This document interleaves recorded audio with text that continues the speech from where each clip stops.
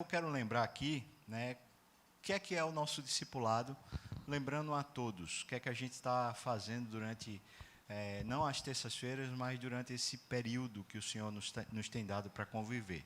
Bom, a gente tem chamado de discipulado por causa de Jesus, ele chamou assim a caminhada dele com os seus discípulos, né? E a gente entende, à luz do que Jesus ensinou, que o discipulado não é um passar de conhecimento, tipo, tem um mestre e tem um bocado de aluno, mas é uma preparação de vida. Por isso, o versículo de Provérbios ajuda muito a gente a entender. É um ferro afiando o outro. É uma capacitação divina na vida da gente através dos irmãos mutuamente.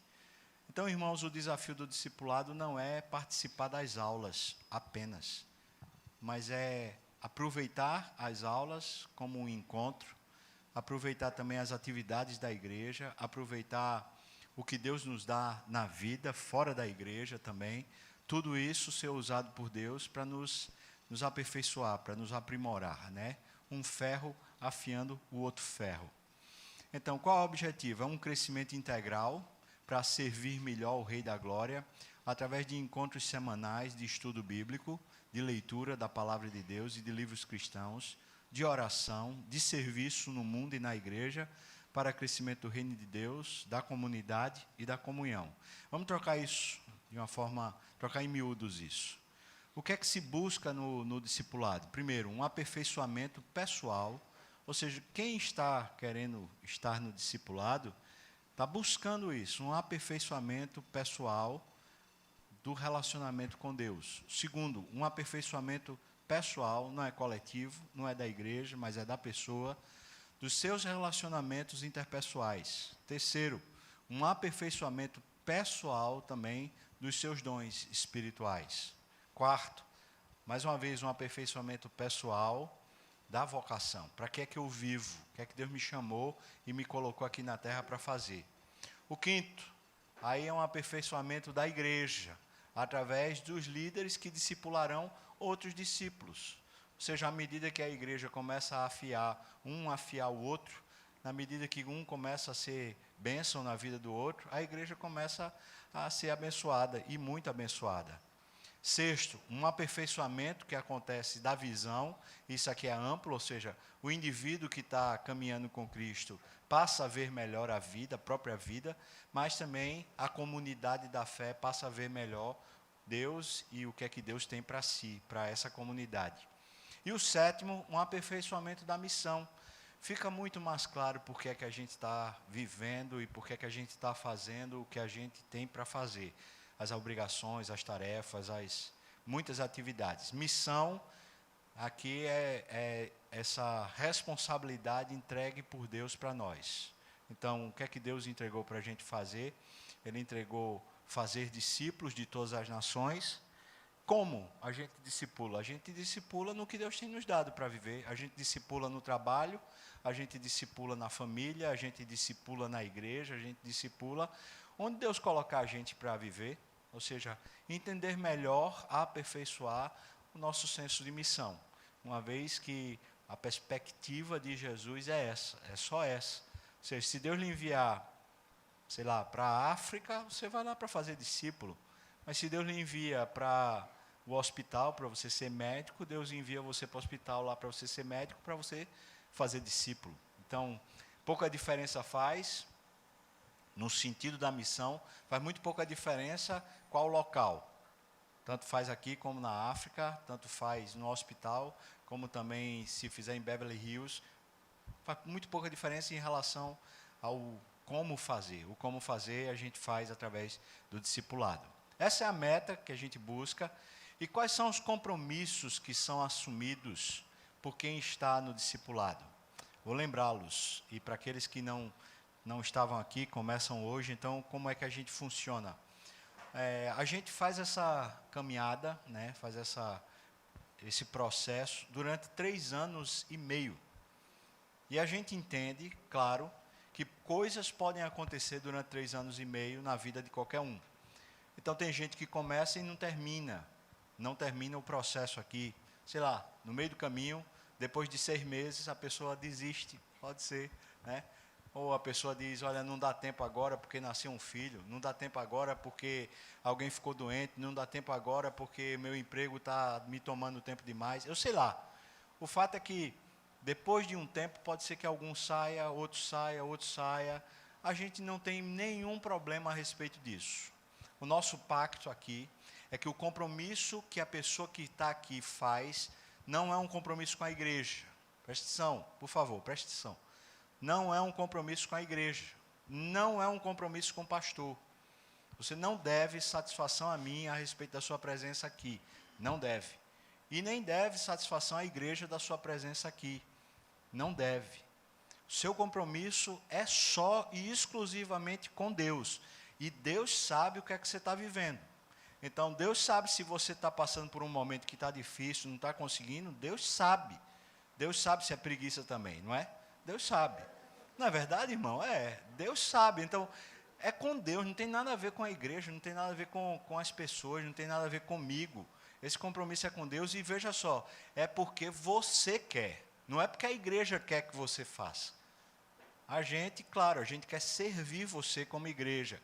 Eu estou aqui para lhe servir e, na medida do que Deus me der condição, poder lhe ajudar a crescer espiritualmente. Mas, entendo eu, que o Espírito Santo foi quem colocou no seu coração o desejo de crescer. E por isso, seu compromisso é com Deus a respeito desse crescimento. E a gente caminha junto. Né? Você me afia, eu afio você, vez por outra eu dou uma lapada em você, vez por outra você dá uma lapada em mim. E a gente vai crescendo nesse processo. Tá? Então, por favor, sempre entenda isso. Seu compromisso não é comigo. Seu compromisso não é com o presbítero, não é com a igreja, não é com o conselho. Se você deixar no meio do caminho, preste atenção que eu vou falar, para você não depois ficar chateado. Se você parar no meio do caminho, eu não vou atrás de você, irmão. Não vou. É simples assim. Eu entendo que isso é um negócio seu com Deus. Pronto. Agora, se você estiver precisando de ajuda, pastor, estou precisando de ajuda, pode ter certeza que na medida do possível, obviamente, né, que eu não sou Deus, né, para estar onipresente, mas na medida do possível, chego lá. Ou eu e o discipulado, por exemplo, agora feito eu falei, Verônica está precisando da gente. Eu falei isso nas duas turmas. Verônica está precisando da gente. Né? Ela não tem como estar aqui hoje, irmão. Ela falou, eu queria estar lá, mas não dá. E a bichinha está cansada pra caramba. Quem conhece ela de outros tempos sabe como essa luta com o Gabriel vem há muito tempo. Eu estou falando, corpo de Cristo, te levanta, vai lá abençoar essa parte do corpo que está sofrendo, né? Faz uma luta, faz tempo que está nessa luta, então vamos ajudar, chega junto, dá um abraço, dá um, sei lá, dá um chocolatezinho, né? Qualquer coisa que seja um carinho, um afeto, a gente está orando junto, graças a Deus. Eu estou achando muito legal o nosso grupo do WhatsApp, os dois, porque a gente compartilha ali motivos de oração, tanto o pessoal do terceiro ano como o pessoal do primeiro ano. A gente está lá compartilhando motivos de oração, a gente está orando, já tem respostas de oração várias, né? A gente está ouvindo as respostas de oração. É isso, tá? Então, os compromissos aqui estabelecidos não serão, de maneira nenhuma, cobrados. Não espere que a gente cobre você, porque a gente não vai cobrar. Eu não vou fazer prova com você do tipo escrita e tal. Posso fazer uma prova assim, vamos lá agora, quero saber o que é que você entendeu. Aí tudo bem. Mas não há uma avaliação, porque é para Deus, irmão. E é com Deus, e é o seu crescimento. Ou seja, é uma caminhada longa, não tem como a gente avaliar isso de maneira muito evidente, muito clara. Então, quais são os compromissos? O primeiro compromisso aqui, não necessariamente por ordem de importância, tá? Mas eles todos são super importantes. O primeiro, você participará, se você quer estar no discipulado, você participará das reuniões. Ou seja, não vai faltar. Eu sempre brinco assim, se a pessoa falta muito, o grupo tem direito de chamar a pessoa de farrapeira ou não. Claro que tem, porque o que a pessoa é naquele grupo? É uma farrapeira, então todo mundo pode chamar a pessoa de farrapeira. Está farrapando naquele grupo, não quer dizer que a pessoa seja uma farrapeira, mas no grupo ela está farrapando, então ela naquele grupo ela é uma farrapeira. Eu acho que isso é para desopilar, porque às vezes as pessoas ficam muito cheias de milindre, cheias de negocinho, de pedacinho. Rapaz, se você não está vindo, então Assuma que não está vindo, se você só vem quando pode, sei lá. Assuma isso. Não é discriminação. Você é bem-vindo e é bem-vindo a todo tempo. A gente quer amar você e quer estar junto com você. Mas, por favor, não fica com essa noia, tá bom? Não fica. Você está presente, está presente. Não está presente, não está presente. Assume e pronto. É isso. É muito melhor do que ficar naquela... Ai, não, mas olha, você está sendo injusto comigo, não sei o que lá. Pelo amor de Deus. Segundo, participação nos cultos, na EBD e também em algum PG, algum grupo pequeno da igreja. Você está dizendo, eu quero crescer, eu quero caminhar com Deus. Como é que você não vem para o culto, irmão? O que é que você está fazendo no domingo? Pela graça de Deus, a igreja tem 4 cultos. Eu digo, não, é porque eu gosto de dormir mais no culto no dia de domingo. Durma mais, irmão. A escola dominical só começa às 10h15. Está danado, vai dormir mais do que isso. Então, dá para dormir, ainda chega aqui 10h15, assiste a escola dominical, assiste o outro culto, se quiser. Ou então, das 4h30, das 6h30. Olha, não vem para o culto nenhum. O que é que aconteceu? O que é que está acontecendo? Né? Como diria um sábio presbítero amigo meu, ele fala, você vir para o culto não quer dizer nada, mas você não vir está dizendo alguma coisa. Eu acho que é isso mesmo, né? Você vem, mas às vezes a pessoa vem, mas nem assiste, fica ali, né? Está com a cabeça no oco do mundo, mas quando não vem, está dizendo alguma coisa. Por que não veio? Ok. Terceiro, envolver-se em algum ministério da IPG. Aqui eu estou falando da IPG, é das graças. Tá? Eu sei que tem gente que está participando do nosso grupo, mas mora gente nos Estados Unidos, outro na Irlanda, quer dizer, tem gente que mora na Alemanha, que está querendo fazer o discipulado, mas, claro, não pode estar aqui fisicamente, então que esses participem da igreja lá e sirvam lá. A ideia é, você não vai crescer nunca espiritualmente enquanto você não servir. Cristo não colocou para a gente a ideia de que a gente precisa saber. Cristo colocou a ideia de que a gente precisa viver. Viver é quando o conhecimento se torna prático, se torna ativo. Isso é vida. Então, um compromisso é envolver-se em algum ministério da IPG. Mas não é envolver-se como líder, não. Olha aqui, alô? Não é sendo cabeça, não. É envolver-se como servo. Você não precisa fazer o que você gosta. Você vai ver isso. Porque o que a Bíblia diz para a gente, diz claramente para a gente, é procurai com zelo os melhores dons. E os melhores dons, de acordo com o contexto, são aqueles dons que a igreja está precisando naquele momento. Ou seja, tem alguma coisa que está precisando que a igreja tenha e não tem, esse é o melhor dom. Procura com zelo o melhor dom e serve, mas serve. Você não precisa ser o cabeça, o mandão, o chefe, até porque não vai ter mais isso na igreja. Então, o que é que você vai ser? Você vai ser um servo. Um servo, eu digo assim, cabe em qualquer lugar. O cara que tem um currículo muito grande, quando ele põe o currículo, ele já não cabe em todo lugar. Mas o cara que tem um currículo desse tamanho, ele cabe em qualquer lugar, é ou não é? Né? Qualquer lugar. Para receber qualquer salário, ele cabe em qualquer lugar. Então, se você vai servir, você cabe em qualquer lugar. Quinto, oração diária. Isso aqui a gente não abre mão. Como é que eu vou saber se você está orando todo dia? Eu não vou saber. E nem que você dissesse todo dia, olha, estou orando. Eu sei lá se está. Eu não sei, mas é esse o compromisso.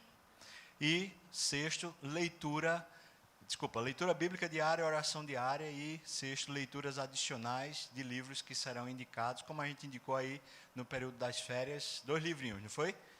Quais foram os 2 livrinhos? Ego Transformado e Liderança e Integridade. Leram?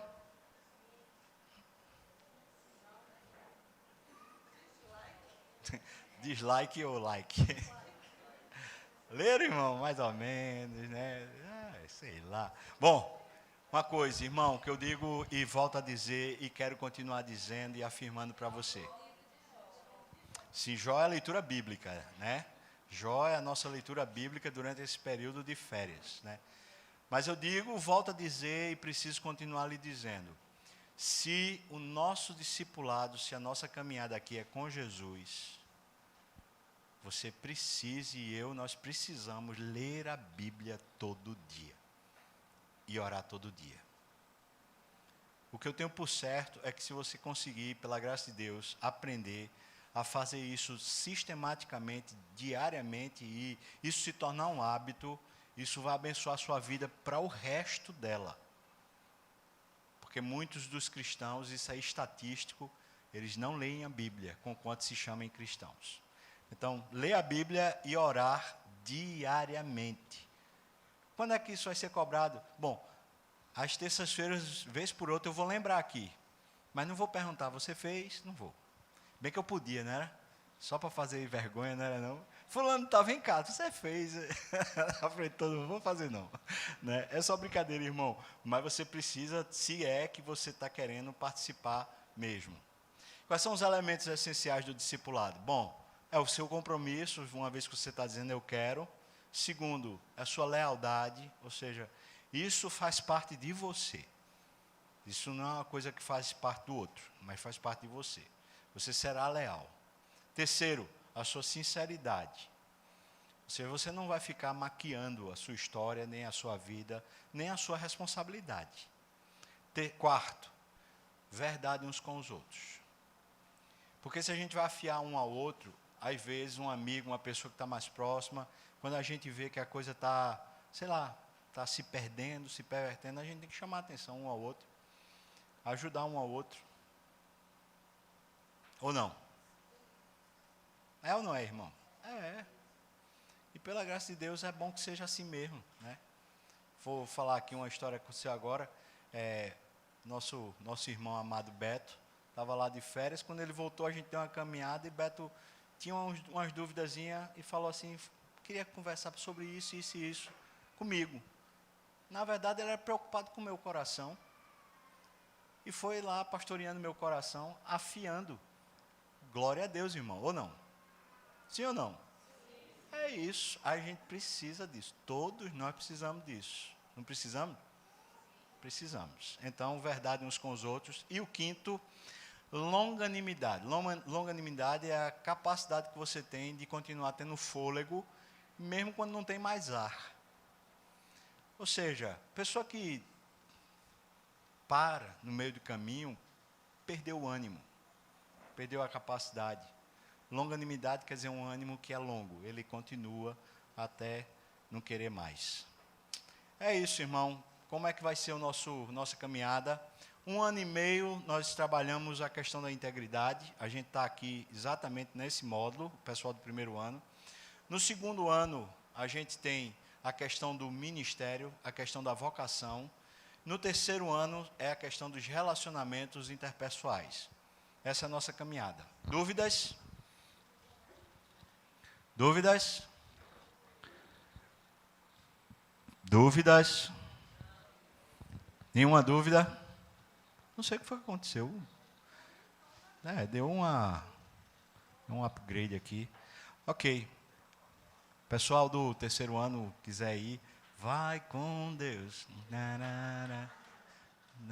Deus abençoe vocês. Vocês sabem que são muito amados, né? Deus abençoe, povo de Deus. Bom demais. Bom, a gente fica com o auditório meio complicado da gente fazer o círculo, né? Por causa da quantidade de gente. E também meio complicado de eu sair do microfone, coisa que eu gostaria muito se eu pudesse. Infelizmente não dá. Ok. Vamos puxar agora. Valdemir, me faz um favor. Tu tens, não sei se é você, se é Roberto, não sei quem tem o controle disso aqui. Se tiver por aqui, está por aqui não? Não. Valdemir, eu acho que está com o Roberto, talvez esteja até na outra sala, tu vê. Que é para desligar, porque isso aqui está um barulho grande. Ok. Ok, irmãos. Como é que estamos? Como é que vocês estão? Vocês querem vir mais para frente? Se viesse, eu ia ter, talvez, coragem até da gente falar pela voz e não pelo microfone. Será? Não, né? Isso aqui é uma mulher disponível. Não pode não, né? Pode não, tem que falar. Precisa, é. Dá não, né? Estão com frio, o pessoal está com frio, é por isso que está espalhado aí, feito...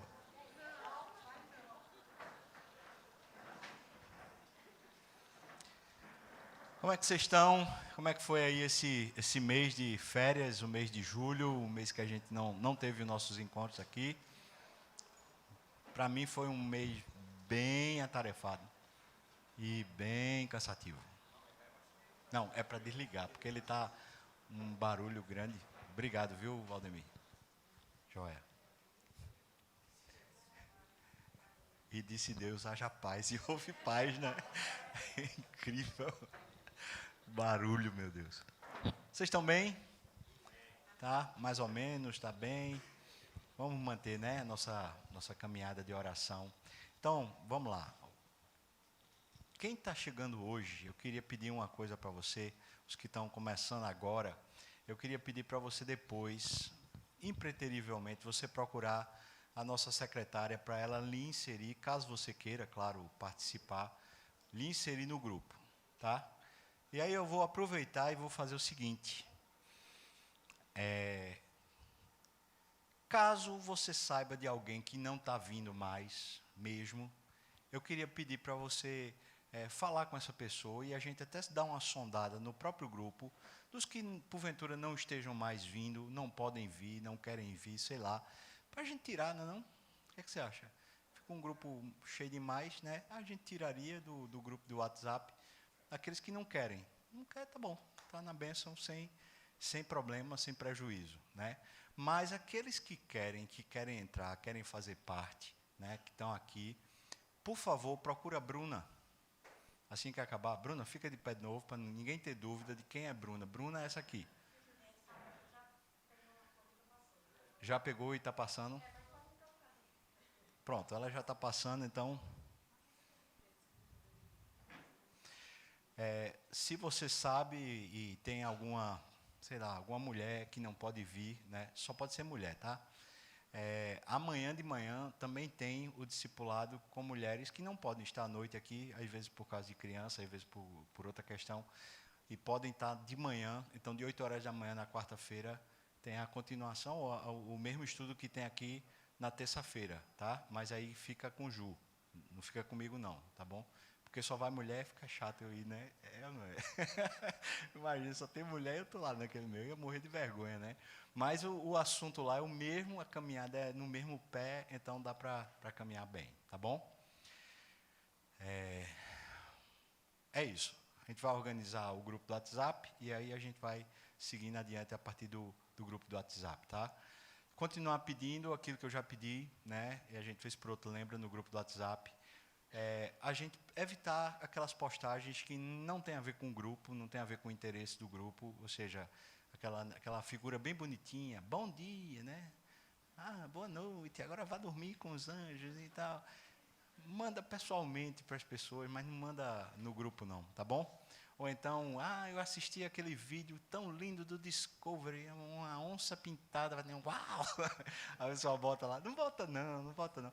Que pregação abençoada, aí você bota, às vezes é uma pregação assim, não é bom não bota esse negócio não. Então, evita botar assim um assunto que, mesmo que você goste e tal, não bota no grupo não, tá bom?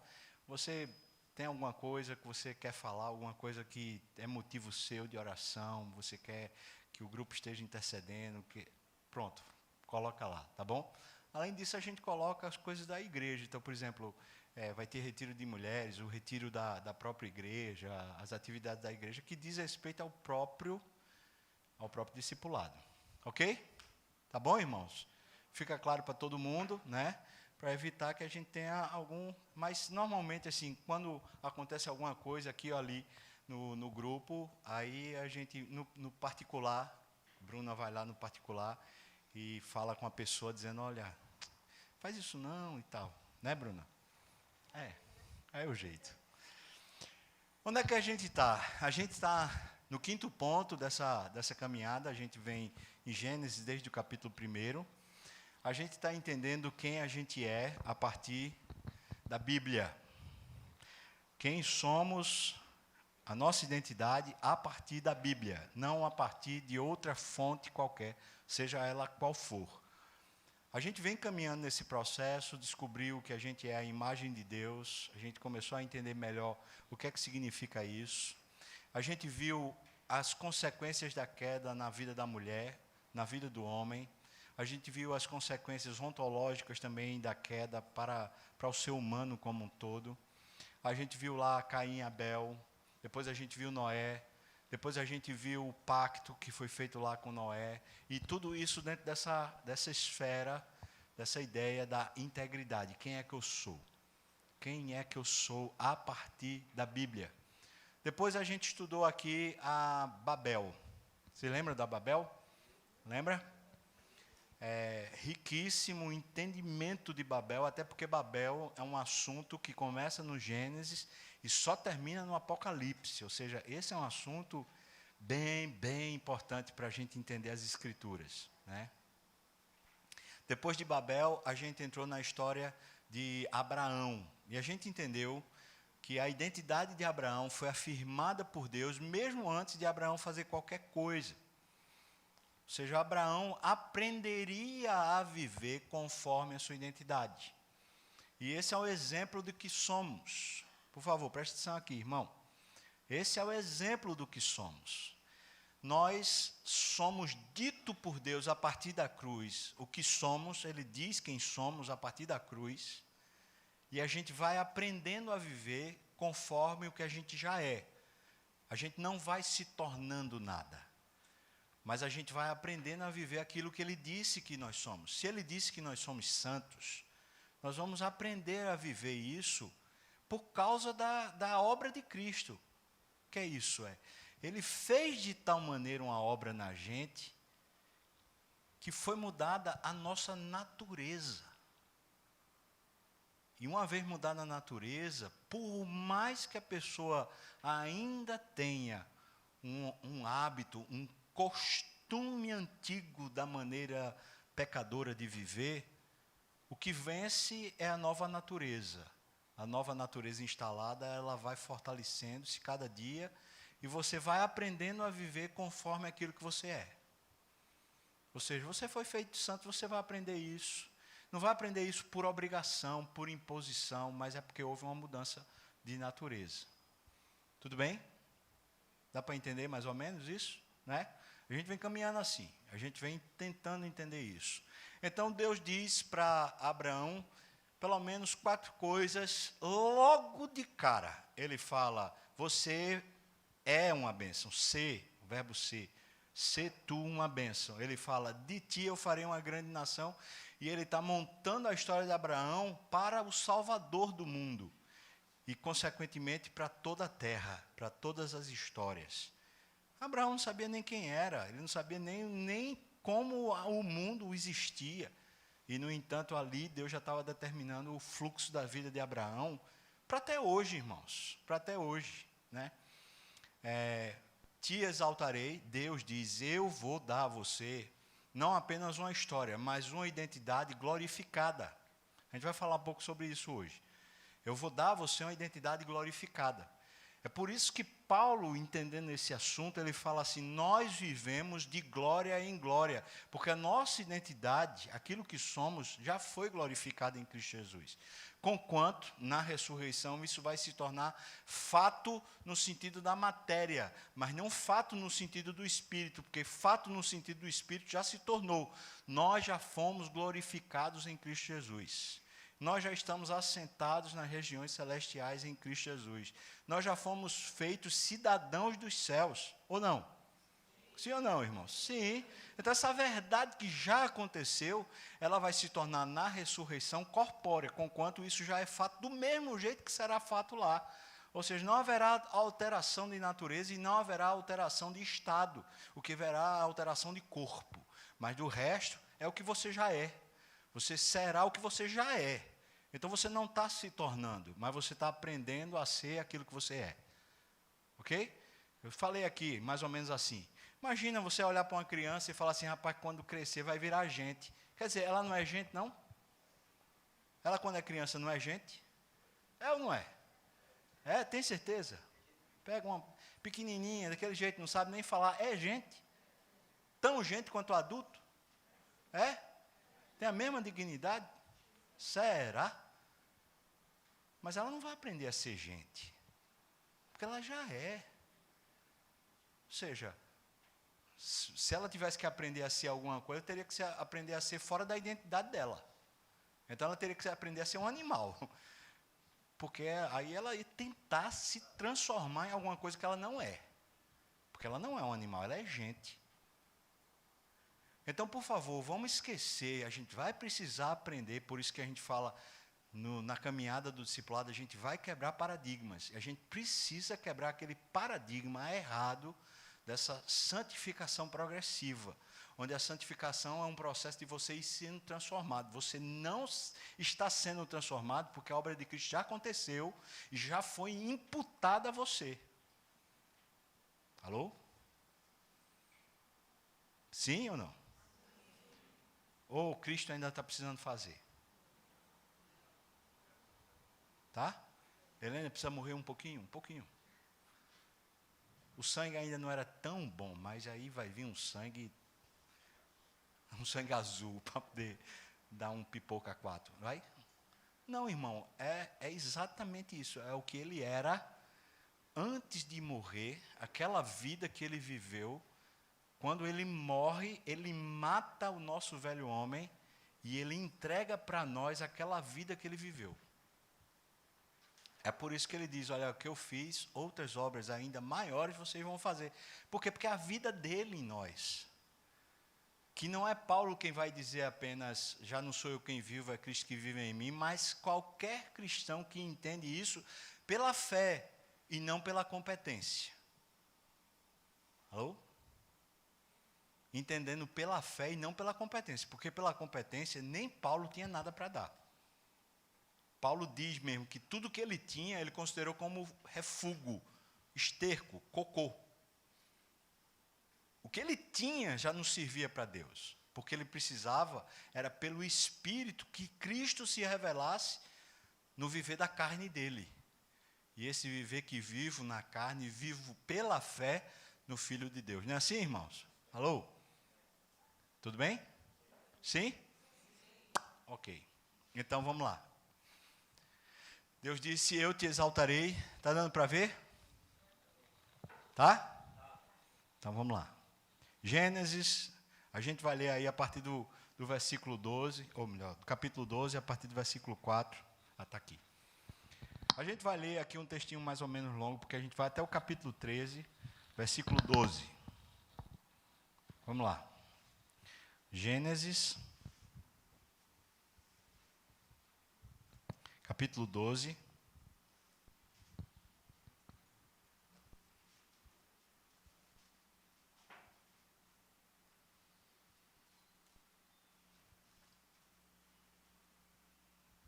A partir aqui do versículo 4.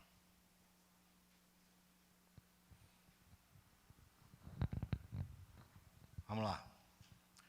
Eu vou ler a história toda e a gente vai, então, pegando as partes da história que a gente vai montando ela aqui. Vamos lá. Deus chamou Abraão, tal, aí diz o texto assim, partiu, pois, Abraão, como lhe ordenara o Senhor, e Ló foi com ele. Tinha Abraão 75 anos quando ele saiu de Harã. Levou Abraão consigo a Sarai, sua mulher, também levou a Ló, era filho do seu irmão, era seu sobrinho, e todos os bens que haviam adquirido, e as pessoas que lhe acrescentaram em Harã, partiram para a terra de Canaã, e lá eles chegaram. Presta atenção na narrativa. Versículo 6 diz, atravessou Abraão a terra até Siquém, até o carvalho de Moré. Nesse tempo, os cananeus habitavam nessa terra. Apareceu o Senhor a Abraão e lhe disse, com todas as letras, darei à tua descendência esta terra. Ali edificou Abraão um altar ao Senhor que lhe aparecera. Passando dali para o monte ao oriente de Betel, armou a sua tenda, ficando Betel ao ocidente e Ai ao oriente. Ali edificou um altar ao Senhor e invocou o nome do Senhor. Depois subiu Abraão dali, indo sempre para o Neguebe. Havia fome naquela terra. Desceu, pois, Abrão ao Egito para aí ficar, porquanto era grande a fome na terra. Quando se aproximava do Egito, quase ao entrar, disse a Sarai, sua mulher: Ora, bem sei que és mulher de formosa aparência. Os egípcios, quando te virem, vão dizer: é a mulher dele, e me matarão, deixando-te com vida. Dize, pois, que és a minha irmã, para que me considerem por amor de ti, e por tua causa me conservem a vida. Tendo Abrão entrado no Egito, viram os egípcios que a mulher era sobremaneira formosa. Viram-na os príncipes de Faraó e gabaram-na junto dele. E a mulher foi levada para a casa de Faraó. Este, por causa dela, tratou bem Abrão, o qual veio a ter ovelhas, bois, jumentos, escravos e escravas, jumentas e camelos. Porém o Senhor puniu a Faraó e a sua casa com grandes pragas por causa de Sarai, a mulher de Abrão. Chamou, pois, Faraó a Abrão e lhe disse: que é isso que me fizeste? Por que não me disseste que ela era tua mulher? E me disseste ser tua irmã?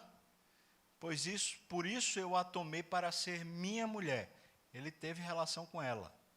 Agora, pois, eis que a tua mulher está aí. Toma e vai-te. E Faraó deu ordens aos seus homens a respeito dele, e acompanharam-no a ele, a sua mulher e a tudo que possuía. Saiu, pois, Abrão do Egito para o Neguebe, ele, a sua mulher e tudo que tinha, e Ló com ele. Era Abrão muito rico, possuía gado, prata e ouro. Ele fez suas jornadas do Neguebe até Betel, até ao lugar onde primeiro estivera a sua tenda, entre Betel e Ai, até o lugar do altar, que outrora ele tinha feito. E aí Abraão invocou o nome do Senhor. Ló, que ia com Abraão, também tinha rebanhos, gados e tendas. E a terra não podia sustentá-los para que habitassem juntos, pois eram muitos os seus bens, de sorte que não podiam habitar um na companhia do outro. Houve contenda entre os pastores do gado de Abraão e os pastores do gado de Ló. E nesse tempo os cananeus e os ferezeus habitavam nessa terra. Então disse Abraão a Ló: olha, não haja contenda entre mim e ti, entre os meus pastores e os teus pastores, porque nós somos parentes chegados. Acaso não está diante de ti toda a terra? Peço-te que te apartes de mim. Se fores para a esquerda, eu irei para a direita. Se fores para a direita, eu irei para a esquerda. Levantou Ló os olhos e viu toda a campina do Jordão, e que era toda bem regada, antes de haver o Senhor destruído Sodoma e Gomorra, como o jardim do Senhor, como a terra do Egito, como quem vai para Zoar. Então Ló escolheu para si toda a campina do Jordão e partiu para o oriente. Separaram-se um do outro. Habitou Abraão na terra de Canaã e Ló nas cidades da campina, e ia armando as suas tendas até Sodoma. Versículo 13. Ora, os homens de Sodoma eram maus e grandes pecadores contra o Senhor. Amém. Vamos orar, irmãos? Ó Pai, eu quero mais uma vez pedir ao Senhor o seu entendimento para que a tua palavra não volte vazia, pelo contrário, ela cumpra o que lhe apraz aqui nesse lugar, Pai. Então me capacita e capacita também meus irmãos a termos o entendimento do Senhor. Eu te peço isso no nome de Jesus. Amém e amém. Talvez uma das coisas que a gente não entende muito bem quando a gente passa a ser crente é essa ideia de que Deus quer nos abençoar no sentido de fazer a gente...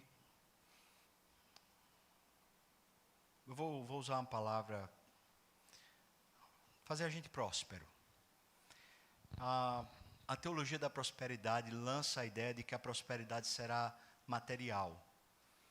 Mas Deus coloca a gente na posição na terra como sendo a referência. E isso é uma prosperidade incomensurável. A gente não tem como mensurar. A prosperidade material, muitas vezes, é usada justamente para a pessoa poder ter essa referência, ela poder ser a referência. Assim como a fama é usada para a pessoa poder ser a referência. Assim como também o poder filosófico, mental, é usado para a pessoa poder ser uma referência. Entretanto, o que Deus diz para Abraão é: eu vou te exaltar, eu vou fazer você ser uma referência, eu vou colocar você numa posição de destaque diante do mundo. Mas era para que o nome de Deus fosse glorificado. Ou seja, o entendimento precisa ser espiritual, conquanto isso aconteça na terra e aconteça de forma física. Não é usando necessariamente o dinheiro ou usando necessariamente a competência mental ou a competência física, a fama ou os recursos que Deus fará a gente ser exaltado. O que a teologia da prosperidade faz é dizer para mim e para você: olha, Deus quer de alguma maneira lhe abençoar, e quando faz isso diz: vai lhe abençoar como? Lhe dando recursos.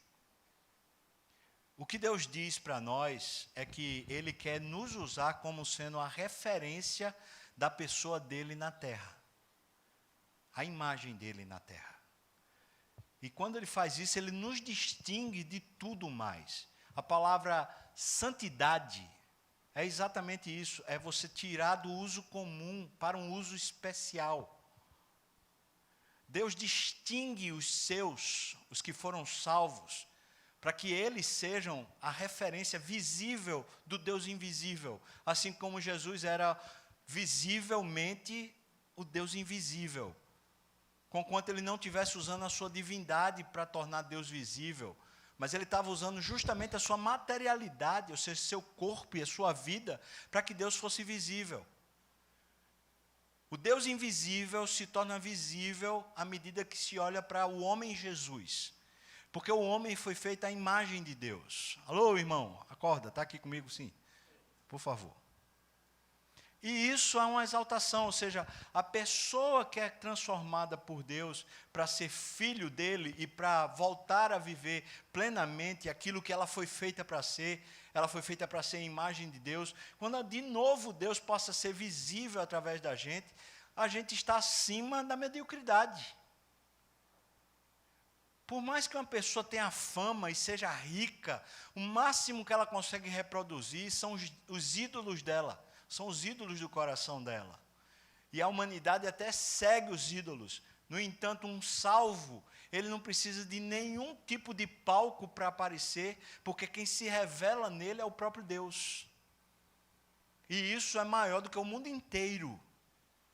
Então, quando Deus está dizendo assim, eu te exaltarei, Deus está dizendo, eu vou colocar você numa posição existencial que está acima de tudo e está acima de todos. Mas para fazer isso, Ele vai mexer e vai mexer muito com todas as nossas estruturas, todas. A gente falou aqui, eu já falei isso várias vezes, a gente falou na queda, depois eu falei em Babel, que a partir do processo da queda, quando o homem diz para si mesmo, né, ele diz, eu é que vou definir o que é bom para mim, eu não vou esperar que Deus defina o que é bom para mim, eu não vou viver mais como imagem de Deus, mas eu vou ter a minha própria imagem, eu vou definir para mim o que é bom e o que é mal. Nessa hora que o homem se rebela contra Deus, ele começa a usar os elementos da natureza para poder tentar ter uma identificação.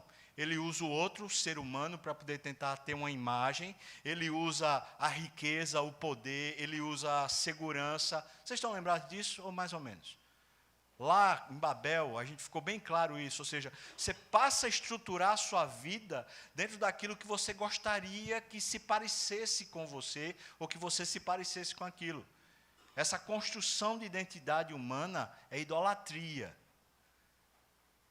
Perceba, o que Deus pega é um Abraão que está lá em Ur. Sabe onde é Ur, irmão? Você vai lembrar, a gente mostrou no quadrozinho aqui nas aulas passadas. Você lembra de Ur? Onde é que ficava Ur? Alô? Provinha, onde é que ficava Ur? Hã? Ur ficava na Caldeia, Ur ficava justamente na Babilônia, ou na Babel. Vê só, Abraão é um daqueles habitantes, não que sofreu a Babel lá, a intervenção divina, mas é um dos habitantes daquela terra que vive essa ufanação do ser. Alô? Ele vive numa cultura onde a pessoa tenta fazer significado para a sua própria existência. Ela tenta se significar à medida dos seus projetos, à medida das suas conquistas. Você está me ouvindo? Ela tenta criar uma imagem para si mesma a partir do que ela produz. Está aqui comigo? Sim? Essa é a cultura da Caldeia, essa é a cultura da Babilônia, essa é a cultura de Abraão, quando está vindo, porque Deus apareceu para Abraão e falou assim, sai da tua terra, sai da tua parentela, que eu te farei. E disse, eu te exaltarei. Quando Deus chamou Abraão, ele disse, eu vou fazer isso com você, e Abraão disse, eu vou, eu acredito, eu vou. Entretanto, irmãos, daquele momento que Deus disse que ele era, o que Abraão era, e até Abraão viver mais claramente o que Deus disse que ele era, o processo que acontece na vida de Abraão são processos de muitas quebras internas, de rupturas internas dos hábitos que ele acumulou na Babilônia. Por isso a narrativa de Abraão, ela é maravilhosa para revelar como é que Deus faz com a gente. Porque é essa narrativa de alguém que está descobrindo quem ele é. Abraão não está tentando ser o pai da fé, viu? Alô? Ele nem sequer está tentando ter fé. Quem chama ele do pai da fé é Deus. Quem diz que ele é amigo de Deus é Deus. Ele não está tentando ser nada. Ele simplesmente está vivendo aquilo que Deus disse que ele era. Mas ele está se acostumando e aprendendo a viver isso. E esse é o processo. O processo da gente com Deus é um processo onde há muitas rupturas internas e as circunstâncias da vida são Deus usando muitos elementos para nos romper por dentro. Ele está rompendo os falsos paradigmas, aquilo que Paulo chama de sofismas. Deus vai rompendo dentro de nós, a fim de que creiamos plenamente na obra do seu Filho, naquilo que ele disse que a gente era. Então ele disse, eu te exaltarei. Vamos ver aqui o que é que acontece. Ele disse, Abraão, você sai da tua terra, sai da tua parentela. Entretanto, o versículo 4 diz, Abraão saiu, é verdade, como o Senhor tinha dito para ele fazer. Entretanto, faz lá questão de ressaltar o que está ali em branquinho. Ló foi quem? Quem é Ló, irmão? Ele saiu da parentela? Ele arrastou. Sabe o que é pior, irmão? Agora que o nó, a porca vai torcer o rabo. Sabe o que é pior? É que Deus chamou ele em Ur. E quando ele sai de Ur, adivinha quem vem? Adivinha quem vem até Harã? Adivinha quem vem? Desde Ur até Harã, na Síria. Adivinha quem vem? Sabe não? Sabe não? Sabe não? Capítulo 11, dê uma olhada ali. Capítulo 11, versículo 31. Veja aí. Deus já tinha chamado o menino. Abraão miserável, eu chamei você, vem para cá. Quem foi que veio com ele também? Veja aí, irmão. Alguém lê aí, versículo 11. 11:31. Tera quem é? É o pai.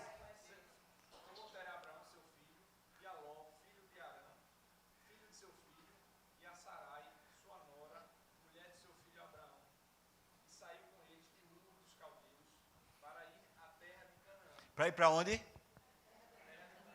Então tinha um chamado de Deus, não tinha? Vamos lá. Foram até Harã, onde ficaram. Para que ficou lá? Vamos lá. Sai da tua terra, sai da tua parentela, vai para o lugar que eu te mostrarei. Ele sai. Mas vamos parente, beleza? Tá bom, irmão? Não tem problema nenhum, a gente leva o pai, a mãe. Não está dita a mãe, mas a gente entende que se a mãe estivesse viva, a mãe está junto. Até porque nem tinha divórcio naquela época, né? Então, tá lá. Está vindo também o sobrinho. Está vindo o pacote. Vamos todo mundo.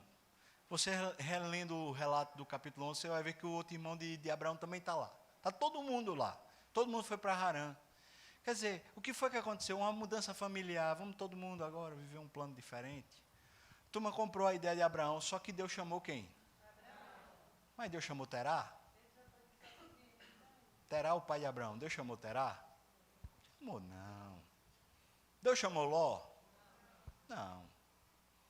Mas vamos. Bora. Aí pararam em Harã.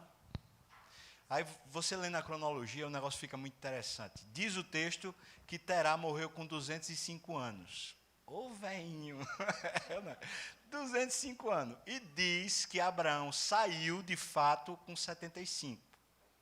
Saiu de Harã, o texto diz, que ele saiu de Harã com 75. Ou seja, eu não sei qual foi a idade que Abraão saiu de lá de Ur. Mas o que eu sei é que o pai de Abraão começou a ter seus filhos com 70 anos. Você está aqui comigo, sim? O velho virado, não é? 70 anos o bicho começou a ter os filhos. Teve os 3 filhos.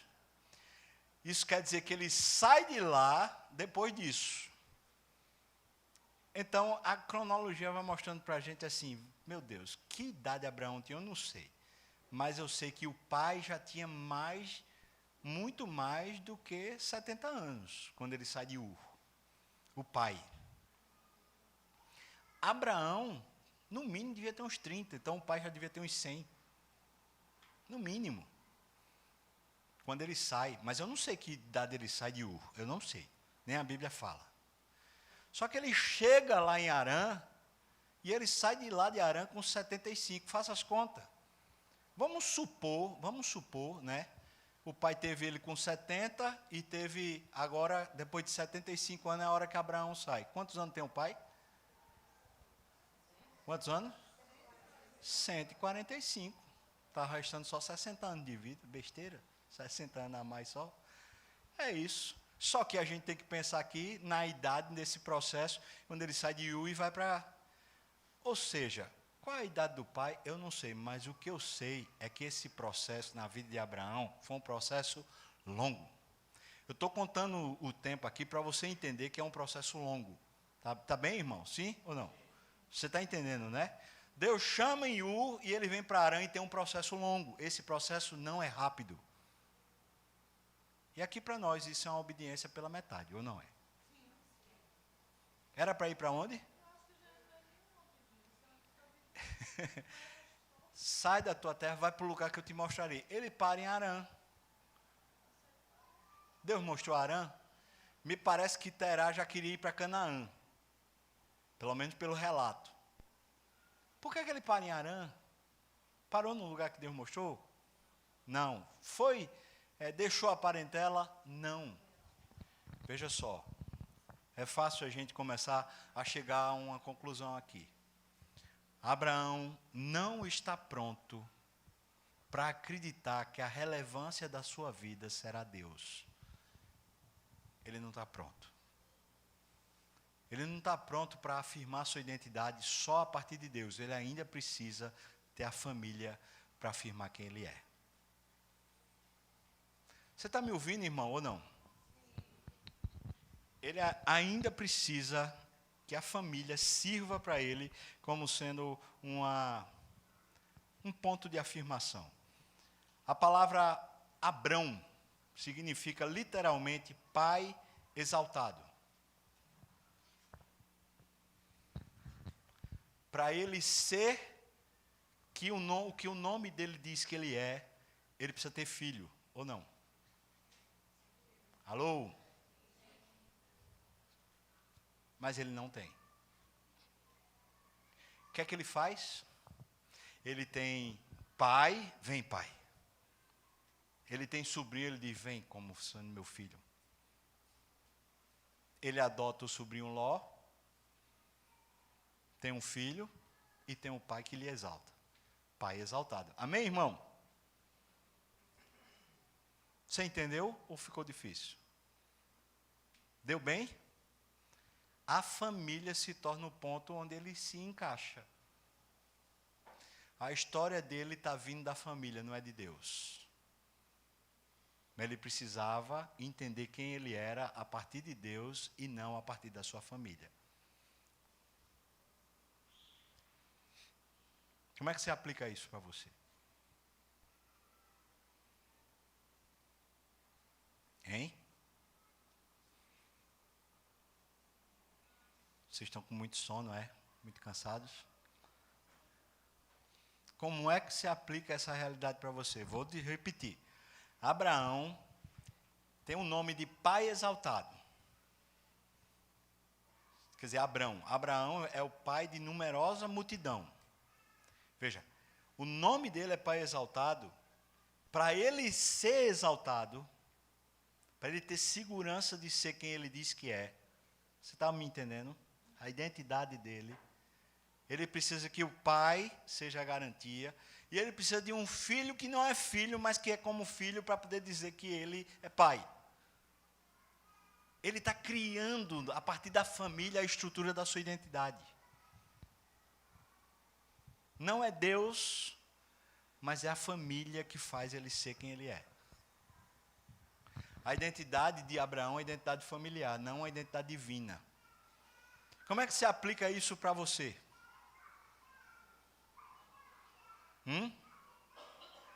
Como é que se aplica isso para você?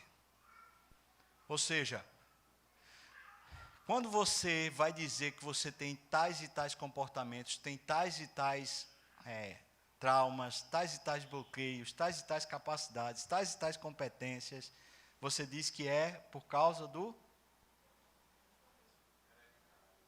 seu pai, da sua mãe, é por causa da minha história, é por causa da minha... Amém, irmão?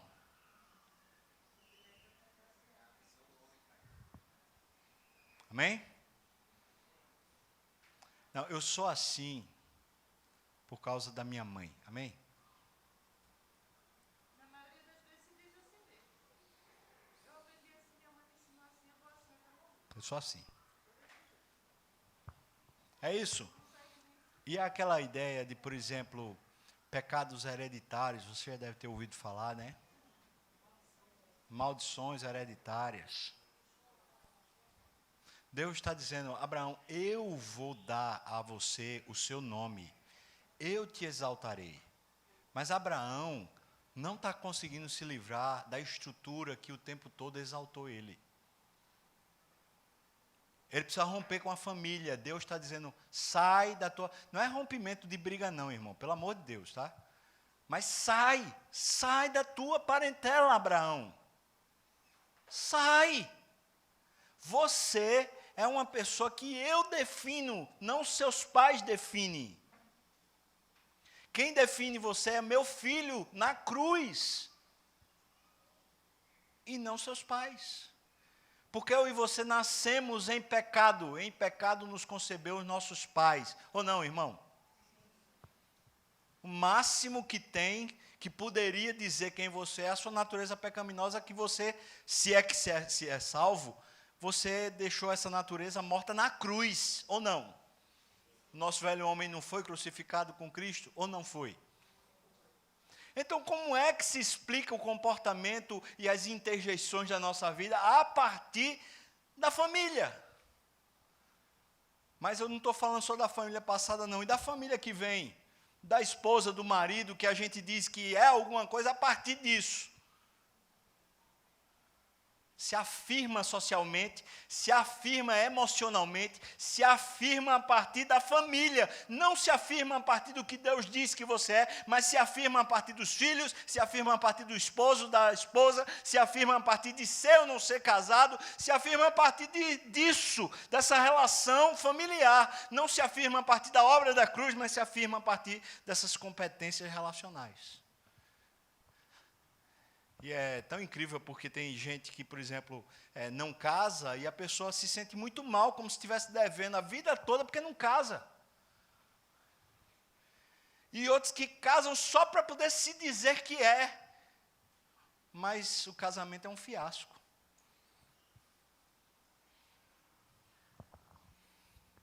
É uma imagem que a pessoa está criando. Não é a imagem de quem ela é, mas é a imagem que ela cria. Ela cria e recria, ela cria e recria. Ela cria a partir do que ela considera como sendo a imagem dela. E é incrível porque muitos problemas de relacionamento entre marido e esposa é por causa da imagem. Não é pelo aquilo que você quer aparentar ao outro, não. É porque você quer fazer a sua esposa, ou quer fazer o seu marido a imagem do que você concebe que você é. E não por causa de Cristo. Então você diz assim, porque ela precisa mudar, mas por que precisa mudar? Porque você quer conceber ela à sua imagem, não à imagem de Cristo. Ou então a mulher está dizendo, é porque ele precisa mudar porque você quer concebê-lo à sua imagem. Abraão vai ter que tratar isso. Porque a sua obediência é parcial, e a obediência parcial não serve a Deus. Não serve. E a gente fala, poxa, mas o cara já está fazendo um tremendo sacrifício, o cara já saiu de casa, saiu do lugar lá, ele já está num lugar novo, mas Deus está dizendo, ainda não. Não, daqui a pouco a gente vai ver, porque a gente já leu lá o relato, e o que acontece depois a gente vê.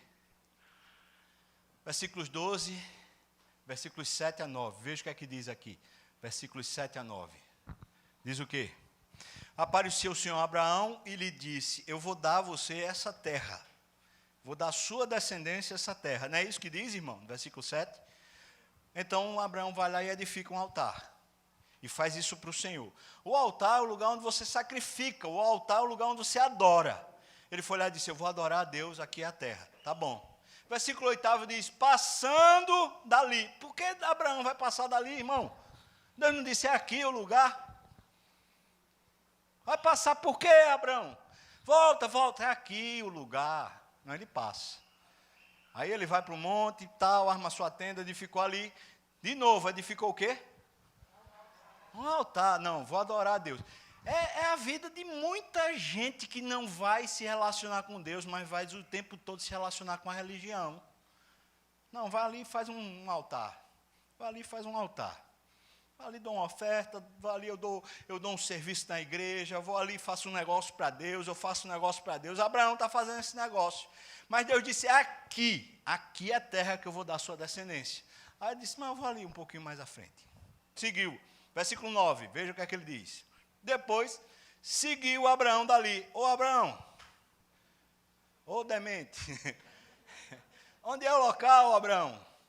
E ele foi para o Negueb. Agora, sabe o que é bem legal quando você conhece a geografia de Israel? É muito maravilhoso. É que, no primeiro lugar, é a 53 quilômetros de Jerusalém.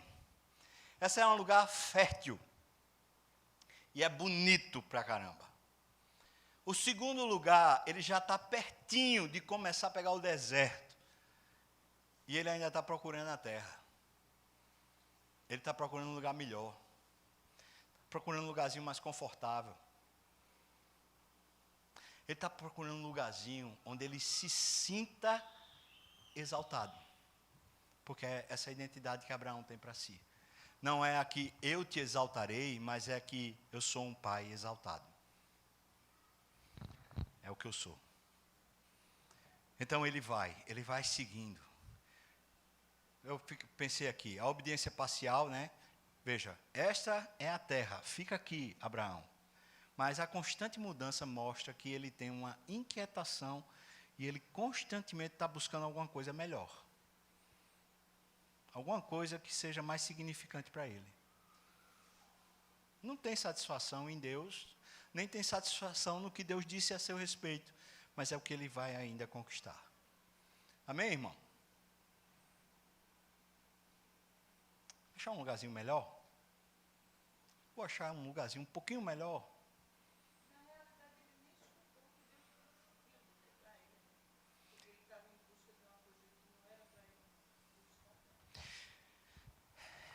Isso parece com a gente ou não? Parece com o seu processo? Deus chega e diz, por exemplo, Deus pega e diz para você assim, não andeis preocupados com o dia de amanhã, com o que é a vez de comer, com o que é a vez de vestir. Buscai, pois, em primeiro lugar o reino de Deus e a sua justiça, e todas as demais coisas vos serão acrescentadas. Os gentios, os que não têm Deus, é que andam à procura dessas coisas. Olha Abraão procurando.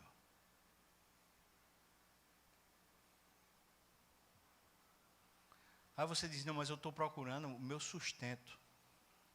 Não, vou dizer para você, eu estou falando à luz da Bíblia. Você não está procurando sustento. Você está procurando a sua identidade, o seu significado. Porque a maioria de nós aqui tem sustento para mais de ano. mas continua buscando. Não está buscando sustento, não. Você está buscando significado. Está buscando saber quem você é, a sua identidade. Porque não confia no que Deus disse que você é. Mas ainda está inquieto. Aí fica. Pum. Deus disse uma coisa para Saul, fortíssima, através da boca de Samuel. Deus disse assim: obedecer é melhor do que sacrificar. Porque esse sacrifício sem obediência é como o pecado de rebeldia, o pecado de feitiçaria, é como obstinação diante do Senhor. Está me ouvindo? Alô? Esse tipo de sacrifício que a gente faz para Deus aqui e ali, uma oferta, trabalho na igreja, participa do discipulado, mas não tem uma obediência de verdade, ou seja, você não vive aquilo que você é. Alô? Estou dizendo obediência de regras não, eu estou obediência de natureza, você ser quem você é.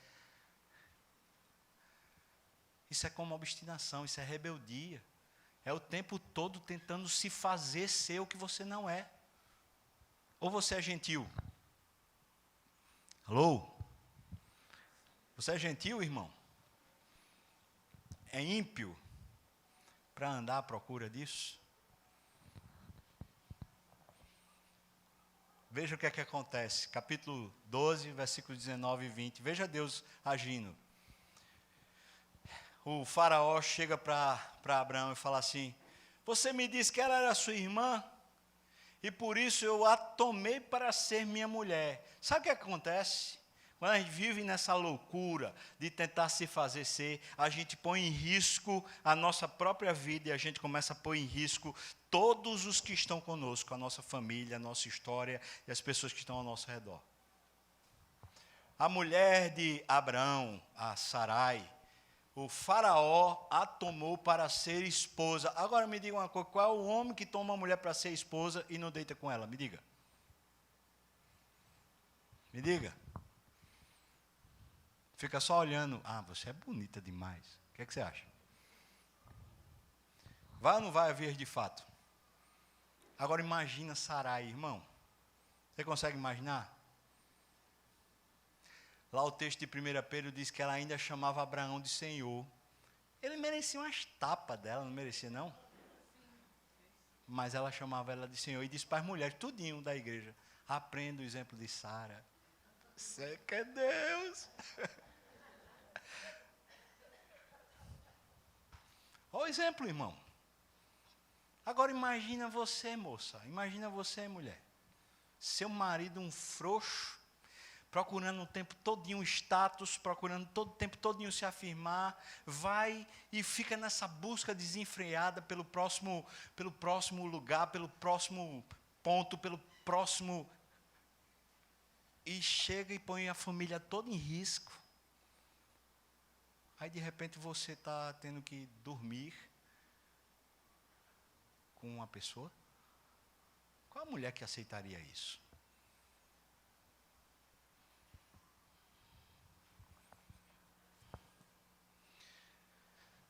Deus intervém, começa a ter problema lá no reino de Faraó.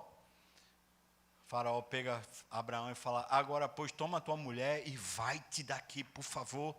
Eu não suporto mais você aqui, você não tem nada a ver com isso aqui. No versículo 20, Faraó deu ordens a seus homens a respeito dele.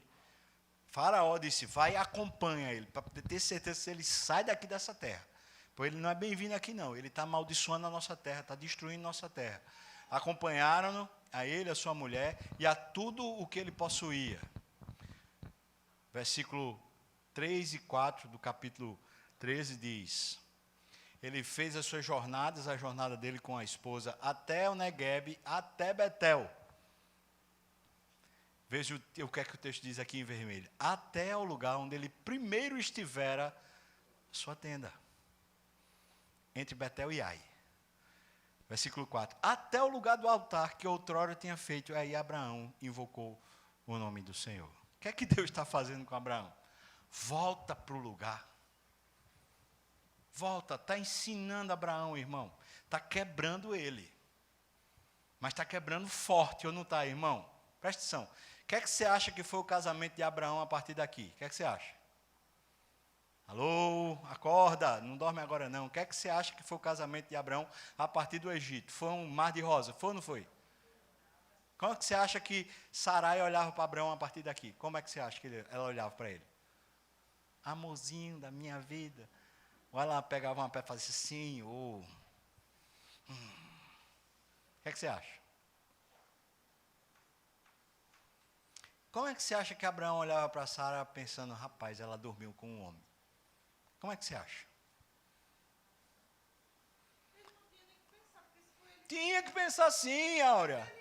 A mulher dormiu com outro homem. Pois é, culpa dele. Culpa dele, mas ela abriu as pernas, mulher.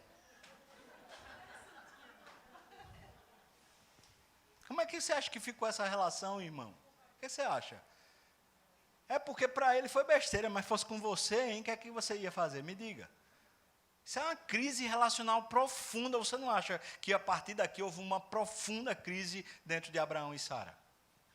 Houve, irmão. Não pensa que não houve, não, que houve. É tudo de sangue, é de carne, de osso, é de gente. Agora Deus está quebrando o cara. Você entende o que eu estou falando?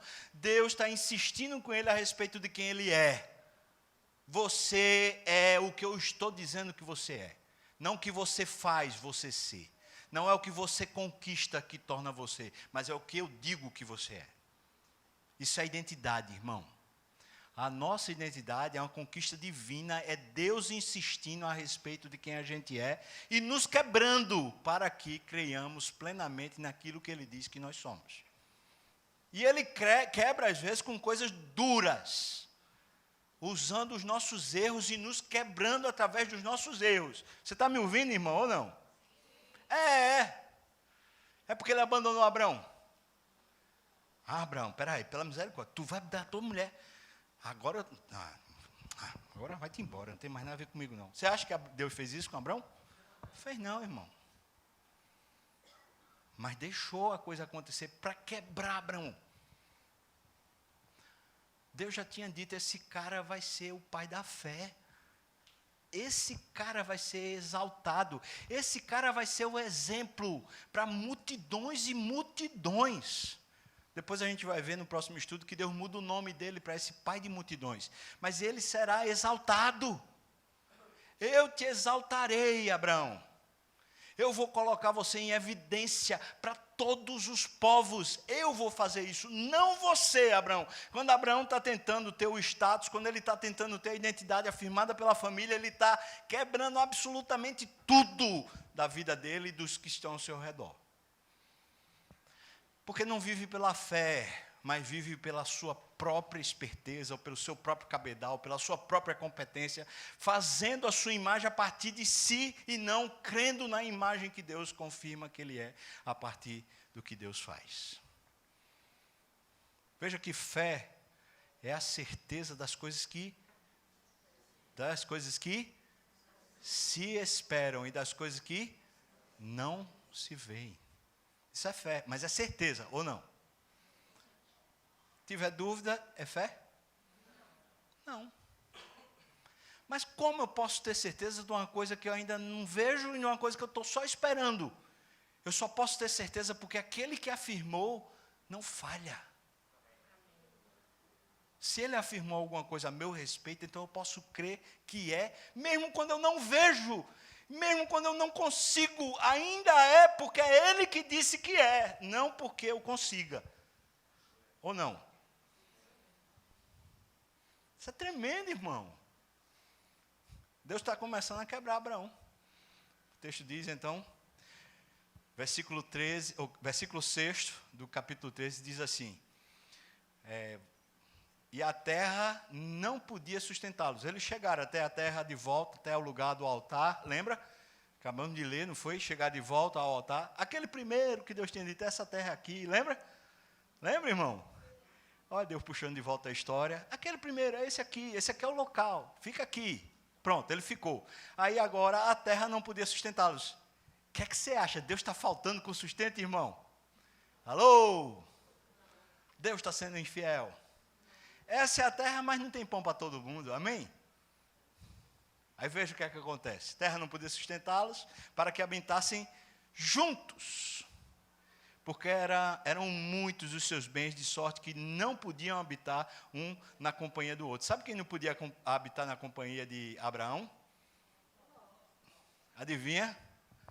Ló. Quem foi que falou aí? A parentela. Abraão chega para Ló e fala, você viu o relato, a gente leu, não foi?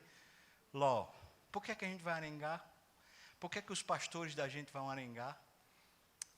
Escolha aí um lado, vá para um lado, eu vou para o outro. Aí Ló olhou a campina, viu verdinha. Claro que aquilo ainda não era o mar salgado que é hoje, né? O mar morto, não era. Está dizendo que era bem verdinho aquele negócio lá. Você fala, vai lá hoje, meu filho, pense num lugar seco. Mas não era uma campina verde. Ló disse, eu vou para lá. E foi se chegando a Sodoma, foi se chegando. E os homens eram maus, mas ele foi chegando. Por quê? Porque Ló, presta atenção, estou falando que Ló é mau não. O que eu estou falando é que Ló não é salvo. Tá? Entenda a diferença. Deus ama Ló, mas ele não é salvo. Ló está indo para onde é o caminho dele. Onde é que Ló vai se garantir? Aonde? Aonde Ló vai se garantir se ele não tem Deus? Aonde, irmão? Aonde? No que ele vê, no que ele produz, no que ele consegue. Eu vou para lá. E ainda ele deve ter olhado assim, pensado, Abraão, tu que se lasque. Eu vou para um lugar bom. Tu se vire. Tá bom, Abraão ficou. E prosperou. Deus está rompendo. Você consegue imaginar o dia que Ló pega os seus bens, pega o seu rebanho, pega os seus pastores, chega para Abraão, fala assim, tchau, pai. Tchau, filho. Acabou-se. Agora Abraão vai ser exatamente o que Deus disse que ele era. Sai da tua terra, sai da tua parentela, eu te abençoarei, eu te exaltarei. Em ti serão benditas todas as famílias da terra. Agora vai ser. Talvez você não tenha proporção do que é Abraão. Vou lhe dar uma pequena proporção hoje, agora. Por causa desse homem e da história dele, hoje no mundo há mais de 2 bilhões e 400 milhões de pessoas que creem em Cristo. Você tem ideia do que é isso, irmão? Por causa dessa história, esse cara foi exaltado ou não foi? Quem é que é cristão que não conhece a história de Abraão? 2 bilhões e 400 milhões no tempo de hoje, fora toda a história que vem de lá até cá. Aí a gente pode extrapolar um pouquinho, sabe por quê? Por incrível que pareça, os muçulmanos dizem que são os filhos também de Abraão. E dizem que a história deles também é de Abraão. Aí muçulmanos têm no mundo 1 bilhão e 600 milhões. Por causa de Abraão, a gente pode dizer que na população de 7 e poucos bilhões no mundo, pelo menos 4 bilhões de habitantes que estão hoje na Terra têm a influência direta de Abraão. Você acha que esse cara foi exaltado, irmão? Ou não? Alô? O que é que você acha? Mais da metade da população mundial. Aí você deve estar perguntando assim, e os judeus? Os judeus, o dado estatístico é pequenininho, 14 milhões em relação a esses outros. 14 milhões. O que é que eu posso dizer? De 7 bilhões de habitantes na Terra, mais de 4 bilhões sofrem forte influência na sua estrutura de pensar, de fé e de coração da vida desse homem chamado Abraão. Deus disse que ele ia ser exaltado. Só precisava crer. Agora vê só, estou finalizando com isso. Não podia ter uma história mais bonita? Era ou não era? Precisava a gente estar sabendo hoje que ele fez isso com a esposa dele, irmão? Hein? Ô, vergonha, é ou não é?